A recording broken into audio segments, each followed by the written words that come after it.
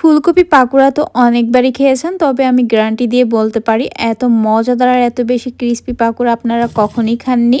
যে কোনো সাধারণ খাবার একটু ভিন্নতা আনলে কিন্তু সেই সাধারণ খাবারই হয়ে যায় একদমই অসাধারণ। আসসালামু আলাইকুম এভরিওয়ান। শীতের এই সময়টাতে বাজারে প্রচুর ফুলকপি পাওয়া যায়। এখন এই সময়ে পাকোড়াগুলো খাওয়ার হাতে মাত্র 10 মিনিট সময় থাকলে ঝটপট এই পাকোড়াটা বিকেলের নাস্তার জন্য তৈরি করে নিতে পারবেন। খেতে অনেক বেশি ক্রিস্পি আর মজাদার। পাকোড়াগুলো তৈরি করার জন্য আমি এখানে বেশ বড় সাইজের একটা ফুলকপি নিয়েছি। এবারে ফুলকপির ফুলগুলোকে একটা ছুরির সাহায্যে কেটে আলাদা করে নিব। তারপর যে ফুলগুলো একটু বড় সাইজের আছে সেইগুলোকে 3 থেকে 4টার মতো টুকরো দিয়ে কেটে পাকোড়ার শেপ দিয়ে দিব। পাকোড়ার শেপগুলো বড় দেখতে ভালো লাগবে না, তাই চেষ্টা করবেন একটু ছোট করে কেটে নেওয়ার জন্য। তো ফুলকপিগুলোকে আমি এমন ছোটো টুকরো দিয়ে কেটে নিয়েছি। তারপর এগুলোকে অফ ক্যামেরায় 3 থেকে 4 বার মতো পানিটা চেঞ্জ করে খুব ভালোভাবে ধুয়ে পানিটা ঝরিয়ে নিব। এবারে হচ্ছে ফুলকপিগুলোকে ভাপিয়ে নেওয়ার জন্য চুলায় একটা পাত্রে পরিমাণ মতো পানি দিয়ে তার মধ্যে সামান্য লবণ দিয়ে পানিটাকে ফুটিয়ে নিয়েছি। এখন এই ফুটন্ত পানিতে আগে থেকে ধুয়ে রাখা ফুলকপিগুলোকে দিয়ে দিচ্ছি। আর ফুলকপিগুলোকে এখানে দিয়ে আবার বেশি সময় নিয়ে ভাপিয়ে একবারে সিদ্ধ করে ফেলা যাবে না। 50%-এর মতো সিদ্ধ করে নিলেই হয়ে যাবে। তা না হলে পরবর্তী প্রসেসে ফুলকপিগুলো বেশি কুক হয়ে যাওয়ার কারণে ভেঙে যেতে পারে। মোটামুটি 2 থেকে 3 মিনিটের মতো সময় নিয়ে ফুলকপিগুলোকে একটু ভাপিয়ে নেওয়ার পর এখন এগুলোকে পানিটা ঝরিয়ে উঠিয়ে নিচ্ছি। আর আমি কিন্তু ফুলকপিগুলোকে একবারে কুক করে ফেলিনি। আপনারা হয়তো বা এর কালারটা দেখেই বুঝতে পারছেন। এখন এগুলোকে একটা সাইডে রেখে দিয়ে চলে যাব পরবর্তী প্রসেসে। এজন্য এখানে একটা মিক্সিং বলে নিয়ে নিচ্ছি 1/2 কাপ চালের গুঁড়া। আপনারা চাইলে চালের গুঁড়ার পরিবর্তে কর্নফ্লাওয়ার নিতে পারবেন।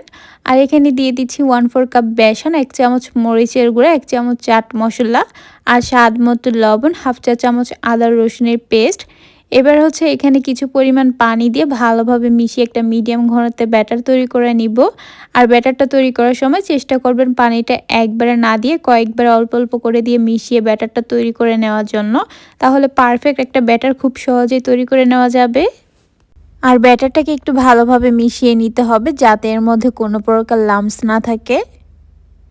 তো মিশিয়ে নেওয়ার পর এবারে ব্যাটারের ঘনত্বটা আপনাদের দেখিয়ে দিচ্ছি। দেখুন চামচের গায়ে ব্যাটারটা সামান্য কোটিং হয়ে আছে, তার মানে আমার পারফেক্ট একটা ব্যাটার তৈরি করে নেওয়া হয়ে গেছে। এখন এই ব্যাটারের মধ্যে আগের থেকে ভাপিয়ে রাখা ফুলকপির থেকে এক টুকরো ফুলকপি এখানে দিয়ে ব্যাটারটাকে এর মধ্যে ভালোভাবে লাগিয়ে নিব। তারপর এক্সট্রা ব্যাটারটা এভাবে করে ঝাঁকিয়ে ফেলে দিয়ে সরাসরি ব্রেড ক্রাম্বসের মধ্যে দিয়ে এভাবে করে কুট করে নিব। তবে আপনারা চাইলে ব্রেড ক্রাম্বসের মধ্যে কুট না করে সরাসরি ব্যাটারের মধ্যে ডুবিয়ে ভেজে নিতে পারবেন। তবে সেই ক্ষেত্রে পাকোড়াটা অতটা ক্রিস্পি হবে কিনা আমি বলতে পারবো না। পাকোড়াটা একটু বেশি ক্রিস্পি করতে চাইলে এভাবে করে ব্রেড ক্রাম্বসের মধ্যে কুট করে নিতে হবে। একইভাবে সবগুলো পাকোড়া কুট করে নেওয়ার পর এবার চলে যাব ভাজার জন্য। এই জন্য চুলায় একটা প্যানে পরিমাণ মতো তেল দিয়ে ভালোভাবে গরম করে নিয়েছি। এখন এই গরম তেলের মধ্যে এক এক করে পাকোড়ার শেপগুলো দিয়ে দিচ্ছি। আর পাকোড়াগুলো যেহেতু ব্রেড ক্রাম্বসে কুট করা, তাই চুলায় দেওয়ার আগে অবশ্যই তেলটাকে ভালোভাবে গরম করে তারপর পাকোড়ার শেপগুলো দিতে হবে, তা না হলে অনেকটাই তেল শোষণ করে নেবে। আর এই পাকোড়াটা না শুধু ব্রেড ক্রাম্বসের যে কোনো আইটেম তেলে দেওয়ার আগে তেলটাকে ভালোভাবে গরম করে নিতে হয়। তো পাকোড়াগুলোকে আমি চুলার আঁচ মিডিয়ামে রেখে এপাশ ওপাশ করে 6 থেকে 7 মিনিটের মতো সময় নিয়ে একটু লালচে কালার ক্রিস্পি করে ভেজে নিয়েছি। এর চাইতে বেশি সময় এখানে লাগবে না, কারণ ফুলকপিগুলো আগে থেকে 50%-এর মতো সিদ্ধ করা ছিল, তাই অল্প সময় ভেজে নেওয়া হয়ে যাবে। এবারে পাকোড়াগুলোকে তেল থেকে উঠিয়ে নিয়ে আপনাদের সাথে পরিবেশন করে শেয়ার করছি। মাশাআল্লাহ, দেখতেই পাচ্ছেন পাকোড়াগুলো দেখতে কতটা লোভনীয় হয়েছে, খেতেও হয়েছে অনেক বেশি ক্রিস্পি আর মজাদার।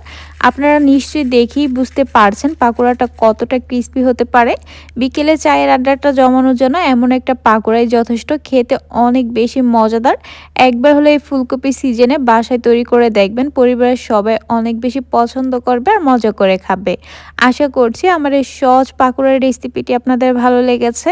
ভালো লাগলে আমার পেজটা ফলো করার অনুরোধ রইল, তার সাথে আমার চ্যানেলটা সাবস্ক্রাইব করার।